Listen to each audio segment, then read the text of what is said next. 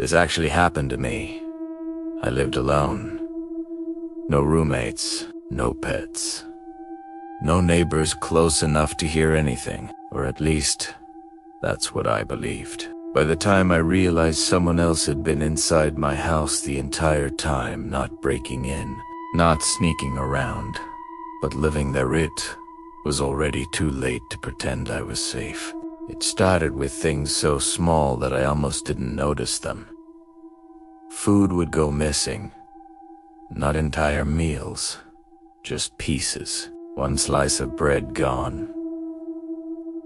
Milk lower than I remembered. Lights I knew I'd turned off would be on when I came home. Cabinet doors slightly open, like someone hadn't bothered to close them all the way. At first, I blamed myself. I told myself I was tired, distracted, that I was imagining patterns where none existed. I even laughed about it once. I remember saying out loud, "Guess I need more sleep." If I had trusted my instincts, then this story would have ended differently. Everything changed the night I came home early. I'd left work halfway through my shift because I wasn't feeling well. I remember unlocking the door and stepping inside, already planning to collapse on my bed. That's when I heard it. Water. The shower was running, not loudly, not rushing.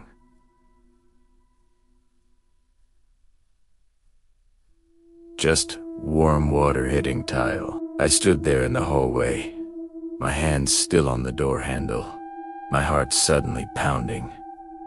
I lived alone. No one else had a key. I didn't move. I listened. Then I heard something else. Breathing. Slow. Steady. Not mine. My body reacted before my mind did. I backed away as quietly as I could and locked myself in my bedroom. I grabbed my phone with shaking hands and called the police. I whispered, even though I didn't know why. "I think someone is in my house." They arrived within minutes. Lights flashing. Voices outside. The officers searched every room. Closets. Bathroom. Garage. Nothing. No signs of forced entry. No open windows. No broken locks. One of them looked at me and said, "Are you sure you didn't leave the shower on?" I nodded. But even I wasn't sure anymore. That night, I couldn't sleep. Every sound felt louder than it should have been. Every shadow felt wrong. The next day, I bought security cameras. Cheap ones, just enough to cover the main rooms. I told myself it was for peace of mind, but deep down, I knew I was waiting to be proven right. For 2 nights, nothing happened. Then came the third night. At exactly 3:11 a.m., my phone buzzed. Motion detected. Living room. I stared at the notification for a long time before opening it. The footage was grainy. Night vision washed everything in gray. At first, I thought it was a glitch. Then I saw movement near the floor. Something crawling. A man slowly pulled himself out of a narrow opening behind the wall. A crawl space I didn't even know existed. He stood up, stretched, and walked through my house like it belonged to him. He opened cabinets, checked the fridge, sat on my couch. Then he walked down the hallway toward my bedroom.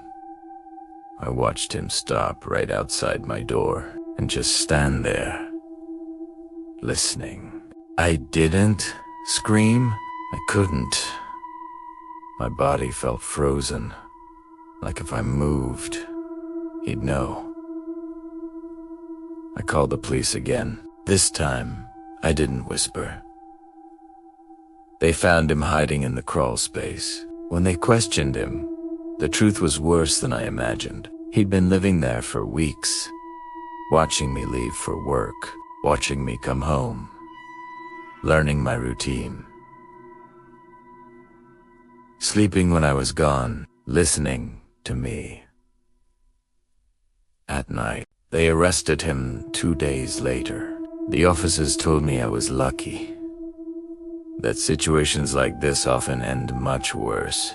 I moved out shortly after, but even now, years later, I still wake up sometimes at 3:11 a.m. heart racing, listening, because part of me is terrified that he wasn't the only one. If you're still watching, it's because part of you knows this could happen to anyone. These aren't legends. These aren't movies. They're real experiences from real people. If you want more true horror stories that will make your skin crawl, hit that subscribe button now.